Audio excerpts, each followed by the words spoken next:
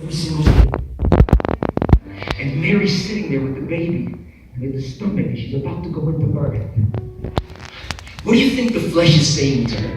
The flesh is saying to Mary, Mary, come on, you're just a child. You don't even know what labor is. Why'd I get into this? Why'd I say yes? This is too hard, this is too difficult. The flesh says, you should give up, you should run, you should go now that you got a chance. The flesh says, you should. And the Spirit's saying, but it's the child of God. It was placed, God literally chose you for this. I know He chose me, but this is too hard. I know it's inside of me. I'm speaking to somebody right now. I know it's inside of me. I know it's God. I know inside of me I'm speaking to somebody. I know inside of me I got something that God deposited. But it just hurts, man. To do God's will is hurting me.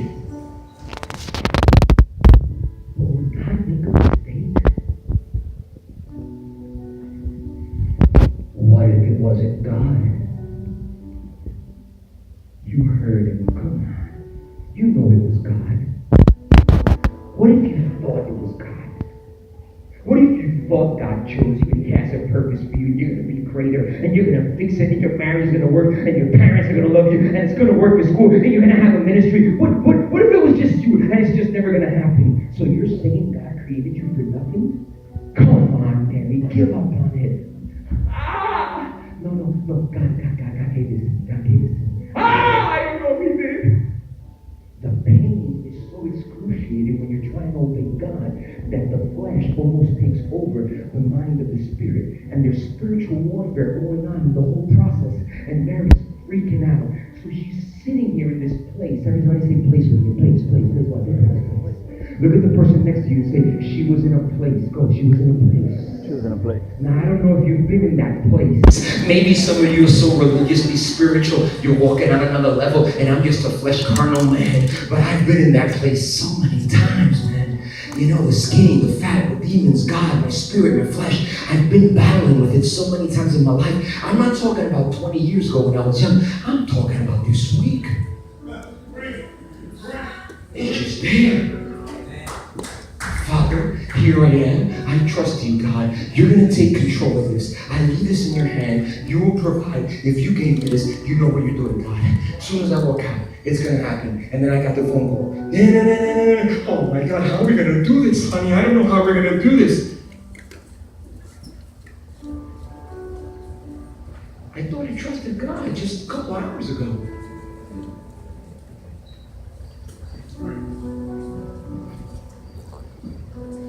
And you're okay until it starts hurting. When it starts hurting, you're in this place. Everybody say the place. So you're in this place, in this region. And check this out. Mary's in this place, and in Luke chapter 2, verse 8. It's good stuff, man. You recognize it or not, it's still good stuff. The Bible sold some. Luke chapter 2, verse 8. And in the place where she was, this is good. In the place where she was, there were shepherds. Talk about God, man. You get what I'm saying? She was in a tough place, but there were what? Shepherds. Look at the person next to you and say, God's always going to provide. Come on, look at that. Say, God's always help somebody out, please. Help somebody out. Come on. I don't like going to churches where the preacher's telling me what to do. Right, so I'm getting you to tell the person next to you what to do. God's going to provide. Come on, man. I said God's going to provide. Does everybody believe in that today? I need crazy radical people. I need you to understand this when I preach on the altar and give me night. I need you to understand this. To everybody that listens to this podcast, everybody listens to it here, everybody downloads. I need you to understand this. See, you guys got like the better version of me every single freaking Sunday. So it's like me, but better. And then when I come up, you gotta understand that He is the better version. So when you come to me, all of you gotta downgrade 2 notches. Boom, boom. But you gotta understand that 2 notches down, you're always gonna get old school, man. And what's old school? See, here's the difference. Josue is 50% Anglo, 50% Latino. So he doesn't need all the feedback, but in my case, I'm 80% Latino, 20% Anglo. If you're not screaming or yelling at my sermons, I'm gonna make you scream or yell because you're not gonna fall asleep in my sermon. You're not gonna fall asleep in my sermon. I'd rather stop preaching or you stop listening if you can't respond to my sermon. Well, I'm just not that type of person. But when you watch a basketball game, you could open up that yapper to yell what you want.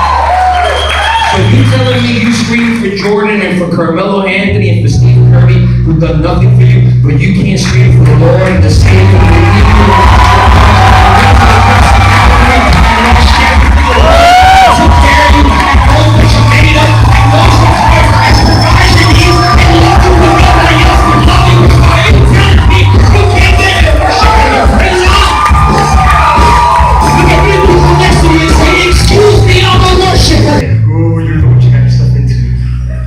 you don't like me? That's all right. Come back next Sunday. That's all right. You're going to get the better version of me is what you're going to get. So you're not escaping us. There were shepherds. Check it out. Living out in the fields nearby. What a casual living. That's just a coincidence. What a coincidence. Isn't that like a southern thing? Coincidence? Oh, bless your soul. It's just a darn coincidence. The woman's there. Do you guys see the greatness of scripture here or no? Look at it, guys. And there were shepherds living out in the fields nearby. Come on, I'm going to blow your mind theologically. Keeping watch over their flocks at night. You get it? No, Pastor, I don't. What were the shepherds doing? Keeping what? Watch. When? At night. Pastor, I don't get it. Let me give it to you. Shepherds were trained to be out at night in the winter. Take turns watching because they knew that a wolf could show up at any moment and steal their little sheep. Watch. And as they stood there and watched, the guys were pros at what they were doing. So the pros